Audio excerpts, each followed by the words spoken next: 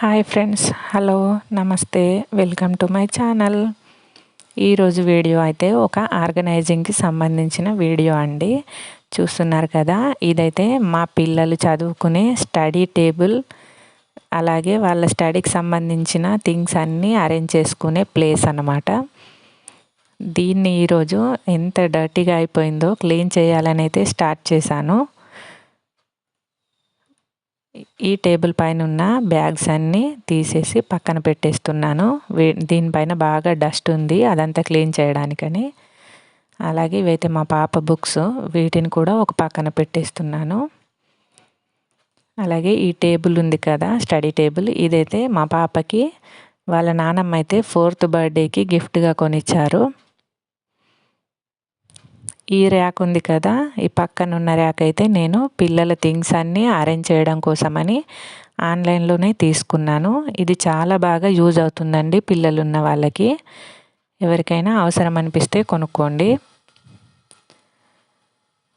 ఇప్పుడు ఈ ర్యాక్ అంతా తీసేసి ఇక్కడున్న డస్ట్ అంతా కూడా బాగా క్లీన్ చేసేసాను. వీక్లీ వన్స్ అయినా సరే నేను ఇలా పిల్లల థింగ్స్ అన్నీ సర్దేస్తాను. ఎందుకంటే వాళ్ళకి ఇంకా అరేంజ్ చేసుకోవడం రాదు, చిన్న పిల్లలు కదా. అందుకనే ఎవ్రీ సండే ఈ పని అయితే ఉంటుంది నాకు.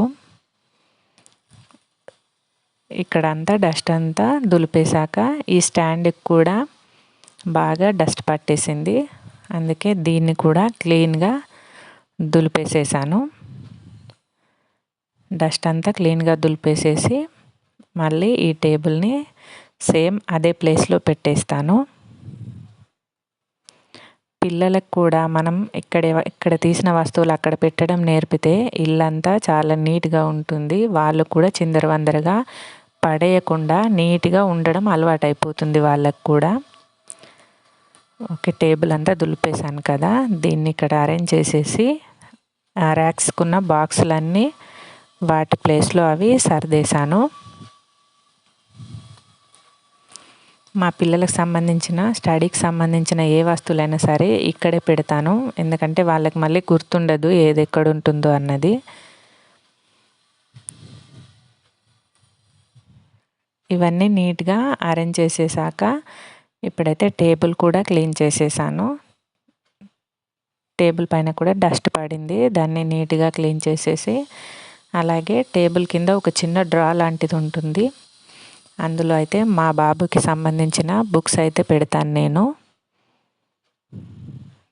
అవి కూడా బాగా డస్ట్ అయిపోయాయి, అందుకే తీసేసి అక్కడ కూడా డస్ట్ అంతా క్లీన్ చేసేసి మళ్ళీ ఆ బుక్స్ అన్నీ వేటి ప్లేస్లో అవి అరేంజ్ చేసేసాను.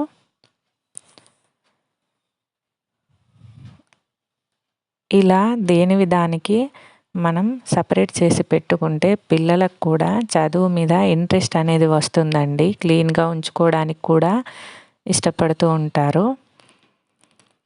మనం చేసే పనులే కదా మన పిల్లలు కూడా నేర్చుకుంటారు. అందుకని ఇల్లు ఎప్పుడు నీట్గా ఉండేలాగా చూసుకోవాలి.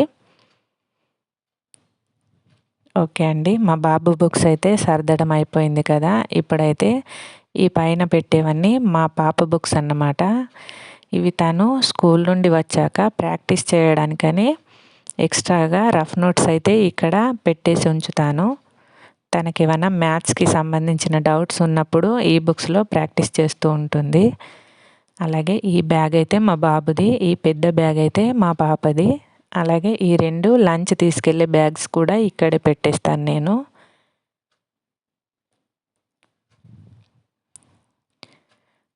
ఇప్పుడైతే నేను ఇలా అరేంజ్ చేసేసాను ఈ స్టడీ టేబుల్ అనేది మొత్తం. ఇప్పుడు ఈ ర్యాక్స్లో అయితే దేంట్లో ఏవి పెట్టానో చూపిస్తాను చూడండి. పైన ఉన్న దాంట్లో అయితే మా పిల్లలకు సంబంధించిన సాక్స్లు, అలాగే కర్చీఫ్లు, అలాగే బెల్టులు ఇవైతే పెట్టేస్తాను. సెకండ్ బాక్స్లో అయితే స్టేషనరీ ఐటమ్స్ పెడతాను, పెన్నులు, పెన్సిల్స్ వాళ్ళకి సంబంధించినవి. ఈ థర్డ్ బాక్స్లో ఉన్నైతే మా బాబు యూనిఫామ్స్, ఇవైతే మా పాప యూనిఫామ్స్ కింద 2 బాక్సుల్లోనివి. ఓకే ఫ్రెండ్స్, నా ఆర్గనైజేషన్ ఎలా ఉందో కింద కామెంట్ బాక్స్లో కామెంట్ చేయండి. మీరు ఇంతవరకు నా ఛానల్ సబ్స్క్రైబ్ చేయకపోతే please subscribe my channel. Thanks for watching my video.